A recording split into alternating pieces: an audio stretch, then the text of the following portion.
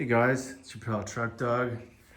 Out here on a Sunday, just trying to do a little improvement to my tooling for converters. If you guys have been watching my channel for a while, you'll know that when I first decided to get into converters, I felt like my biggest challenge was figuring out a way to balance them easily, quickly, and inexpensively. So what I did was I purchased a universal computer balancing machine from a company in China. And if you've ever purchased anything overseas, you'll know that the process is very different than buying something from a stateside manufacturer. Everything is up for haggling from the footprint of the machine, to the tolerance of the machine, to the price, to the form factor. And at the time, I didn't want to throw a bunch of money into converters because I wasn't sure if it was a place where I'd want to work and make money. Now I know that there's money to be made in converters, and not only that, I really enjoy the work. So that's probably the most important thing. I would, at this time, take my money back out of this thing and go and buy an ATI used or TCRS used, preferably. But I have this, and it works.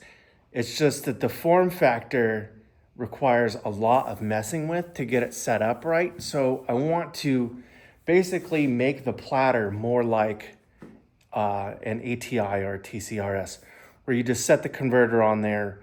It grabs, you put like a little nub in one of the bolt holes, and it grabs the pilot to center it, and then one of the converter pads to keep it from spinning as it moves up. It's not automatic. The speed control on this machine is 100% manual. So it's on a VFD. It's got a huge 3-phase motor in there. I'm gonna try and get you pointed back in there. So it's got a big, huge Chinese motor in there. And that is belt drive over to a spindle that sticks up out of that hole. And then it has this platter, so it tells you, where your zero is. And then it's got this chuck. And this chuck was just the worst way to hold on to hold on to work. You would think that a lathe chuck would be a great way to hold round work. It's not. The edge of this interferes with the radius on the pilot, so the converters are always sitting kind of funny. So since I only do GM converters with the 1.701 converter pilot, all I need to do is remove that and then make the face of this spindle have the correct pattern, and then figure out a way to grab the edge of the converter pads to keep everything on the same plane, perpendicular to this shaft. And I was just looking at it today. I'm out in the garage messing around, and I'm like, I wonder if I can just pop that platter off and figure out how to unscrew the chuck. Because a lot of chucks are just threaded on the back. This is not. This has 3 screws.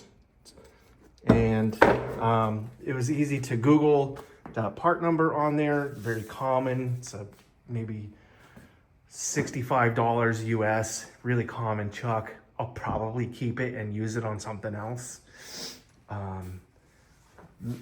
I've been looking for a way to upgrade my my little Chinese weld positioner, so I'll probably just do that. Throw that thing on there. But this spindle assembly is basically the heart and the accuracy of the machine. Aside from how it works, it's just got a really big, sturdy base. Like look at that.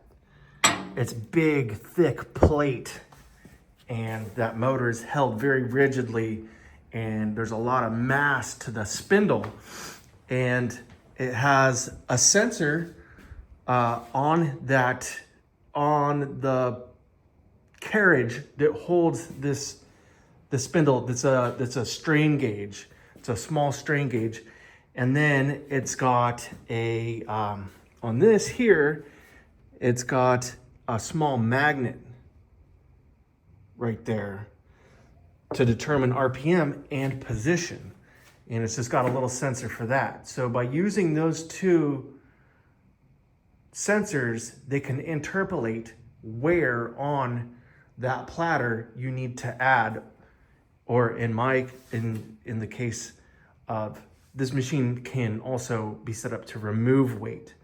So right now I have it set up to add weight. That's a pretty normal way. But when I want to spin up like a homemade stator, if I start welding up my own stators, I can set it up for that, where I just drill a hole in the edge of the stator and remove weight to balance it. So the way this works, it's just got a big roller taper bearing here, and then a big straight bearing here, and then a big heavy shaft and a big heavy case. And I set the preload of that bearing to a certain torque. I just basically used my inch-pound gauge or inch-pound torque wrench and figured out what it was to get this moving, and it was like 80 inch-pounds. So really not very much preload, probably because that's not a taper bearing. There's only a taper bearing at one end. And if I were to make this machine, I would make it much more like a milling machine spindle, where both sides are taper bearings, and the preload has to be adjusted with shims. None of this threaded doohickey thing on the end here. That's kind of funky, but it seems to work for this application. Mind you, we're not balancing to incredible tolerances. We're just doing, a couple of grams. So more than adequate for what we're doing. But I thought it was kind of interesting to show you, you gotta work with the equipment that you have at hand. There's another saying that comes to mind, but I'm trying to be a little bit more family friendly with my language on YouTube, and especially now that I've been banned 2 times. This is my 3rd channel. So hopefully we can keep this one going for a little while. Talk to you guys later. Bye.